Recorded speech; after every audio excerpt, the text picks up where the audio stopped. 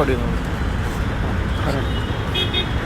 എൻ്റെ പ്രിയപ്പെട്ട സുഹൃത്തുക്കളെ, ഒരു വിമുക്ത ഭടനെന്നതായി ഒരു പട്ടാളക്കാരൻ 24 മണിക്കൂറും സേവനം നടത്തുവാൻ സന്നദ്ധനായി.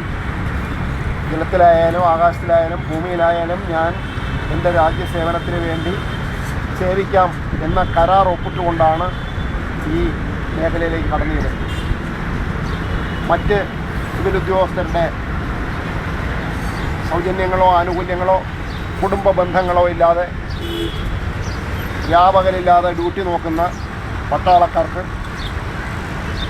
ന്യായമായ ഒരു സംരക്ഷണം നൽകേണ്ട സർക്കാർ അത് ചെയ്യാതെ പോയതിൻ്റെ തെളിവാണ് ചൈന ഫ്രണ്ടോൾ കടന്ന് ഇന്ത്യൻ പട്ടാളക്കാർ, അതും രാജ്പൂത്ത് എന്ന് പറയുന്നത് ഇന്ത്യയിലെ ഏറ്റവും അഭിമാനിക്കുന്ന ചങ്കൂറ്റമുള്ള പട്ടാളക്കാരാണ്.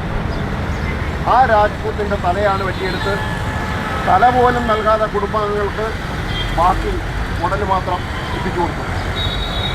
ആ കുടുംബാംഗങ്ങൾ അതിനെതിരെ ഉപവാസ സമരം നടത്തുകയും മധ്യപ്രദേശിലെ മുഖ്യമന്ത്രി അവിടുത്തെ മരിച്ചുപോയ പട്ടാളക്കാരൻ്റെ വീട് സന്ദർശിച്ച് സന്ദർശിക്കുകയും ചെയ്തപ്പോൾ ഉത്തർപ്രദേശിലെ മുഖ്യമന്ത്രി ആദ്യം തിരിഞ്ഞു പോലും നോക്കിയില്ല. 20 ലക്ഷം രൂപ കൊടുത്ത് തീർപ്പെടുത്താൻ നോക്കി. വീണ്ടും പ്രതിഷേധം എന്നപ്പോൾ ഹെലികോപ്റ്ററിൽ നേരിട്ട് ചെന്ന് ആ ഭാര്യയുടെ ഉപവാസം അവസാനിപ്പിച്ചുവെങ്കിലും അവരുടെ മനസ്സിൽ തീയണയ്ക്കാൻ കഴിയില്ല. കാരണം ഒരു മനുഷ്യൻ്റെ ഐഡൻറ്റിറ്റി എന്ന് പറയുന്നത് ആ മനുഷ്യൻ്റെ മുഖമാണ്. മുഖമില്ലാത്ത ഒരു ശരീരം ആ വീട്ടിലെത്തിച്ച് ഏറ്റവും വലിയൊരു ക്രൂരതയാണ് ആ കുടുംബാംഗങ്ങളോട് കാണിച്ചത്.